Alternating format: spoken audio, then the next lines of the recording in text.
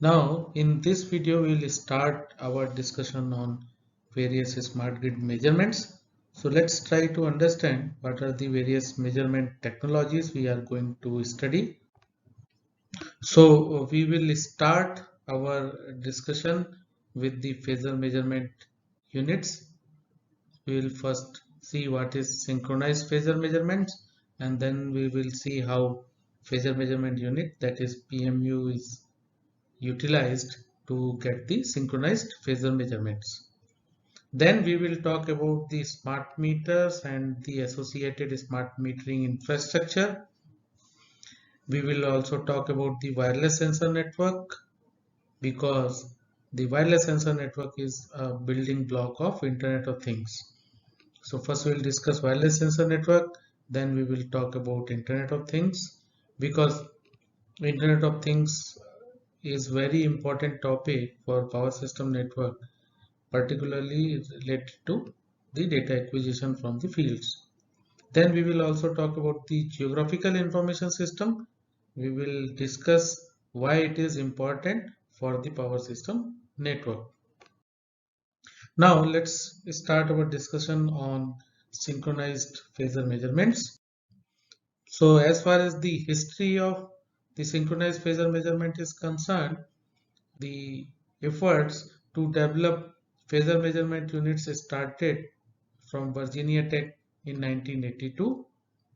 The initial funding of the phasor measurement development was given by Bonneville Power Administration, that is BPA, then Department of Energy, American Electric Power, that is AEP, and then later by New York Power Administration, that is NYPA. So these are the initial funding agencies involved in the development of synchronized phasor measurement and phasor measurement units. The biggest breakthrough in the development of PMU happened when the GPS, that is Global Positioning System, that is nothing but a navigation system developed by US Department of Defense, and this became a game changer for phasor measurement units. Now, first full-fledged satellite was launched in 1989, and then by 1994 there were 24 satellites which were orbiting in 6 planes separated by 60 degrees from each other and 50-degree inclined from Earth's equator. These satellites were making 2 revolutions per day around the Earth. The radius of Earth is around 16,500 miles. Now, at a time, 3 satellites are required for generating the 2D view, and 4 or more are required for generating the 3D view. So, utilizing the GPS technology, the phasor measurement unit was developed by Microdyne company along with the Virginia Tech University. First standard on the phasor measurement technology came in 1995. At that time it was IEEE 1344, which talks about only the nominal frequency. Then revised version of phasor measurement standard came in 2005, and which was given a name as IEEE C37.118, and it includes off nominal frequencies also as part of the standard. In 2011, we got an updated version of standard in the form of IEEE C37.118.1 and IEEE C37.118.2, which talks about the transient and dynamic compliance of phasor measurement units. Now later on in 2018, the effort were made to add the synchrophasor standard as part of IC standard, and then IC 60255-118-1-2018 came. Now this is similar to what we have as part of IEEE C 37.118. The only change is that and there are few considerations in respect to IC, and the synchrophaser unit is also considered as a intelligent electronic device, and accordingly the few suggestions are mentioned in this standard for power measurement using synchrophaser technology. Now let's talk about the global positioning system, because it will help you to understand why we need the satellites for synchrophaser technology. So global positioning system, that is GPS, is a highly sophisticated navigation system developed by the United States Department of Defense. It utilizes satellites technology with signal receivers and highly accurate clocks to determine the position of an object. The constellation of 24 high-altitude satellites are part of the Global Positioning System. Satellites orbit in Earth twice a day, transmit precise time and position information at the Earth.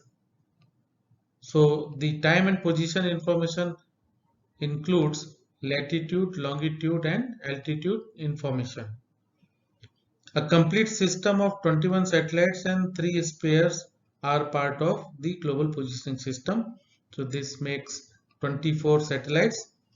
It is used in activities such as traffic management, asset management, defense, utility, property mapping, infrastructure activities, and so on.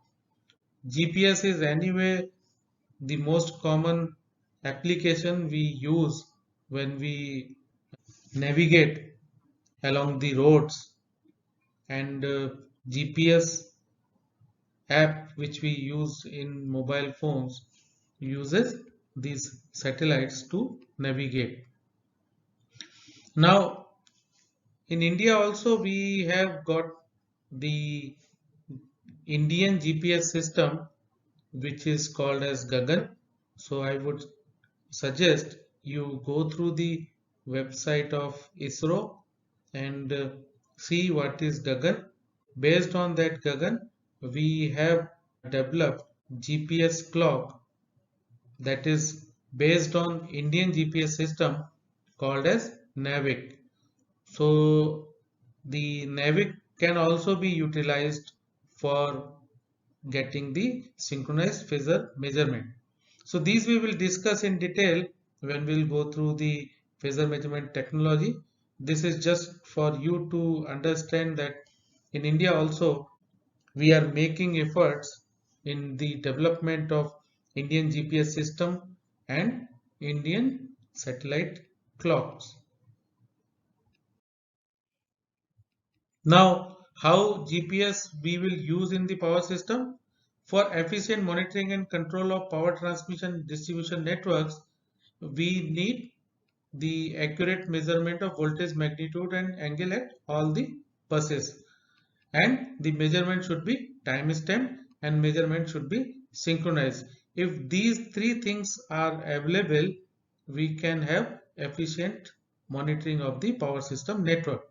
So let's take the example of sample power system network, where there are three clusters of the power system network, and the bars which you are seeing in the figure are nothing but the buses of that particular network. Say for example 1 is the bus 1 of the subnetwork 1, 1 2 is bus number 2 of subnetwork 1, and so on. Similarly, in case of subnetwork 2, 2 is bus number 2 of subnetwork, 2 1 is bus 1 of subnetwork. Similarly for 3 1 is the bus 1 of subnetwork 3. So we have now three subnetworks which may be geographically apart, and the distance is in kilometers, and we need to measure the voltage and current at the same time. So now if you see, satellite is the only device which can monitor all the points on the earth at the same time. So if we get the synchronized time information from the satellite, we can measure the value of voltage and current at any point on the earth with respect to a time which is being given by satellite. So the GPS, which is based on the movement of satellites, helps in a common access timing pulse which is accurate to less than 1 microsecond at any point on the earth. So that means the timing pulse given by satellite has an accuracy of 1 microsecond. So when you provide the timing information to all the four buses which are shown in the figure exactly at the same time with a delay of only 1 microsecond, we can measure the critical parameters like voltage magnitude or voltage angle with respect to each other and the current magnitude and angle and so on exactly at the same time. So because of this, we can say that the measurement which we got with the help of GPS and the satellite clock are synchronized measurements. So it helps in giving the time sampling data from the locations which are geographically apart. But can we say that the measurement is accurate? So we cannot say that measurement is 100% accurate because of the accuracy level of the measurement devices available at these locations. The accuracy of the measurement is defined. So in this way, we can utilize the GPS system with the help of satellites to get the measurement at any point and at any location on the earth synchronized with respect to the information which is sampled at the other end. So this is the biggest advantage which we get with the help of synchronized measurement.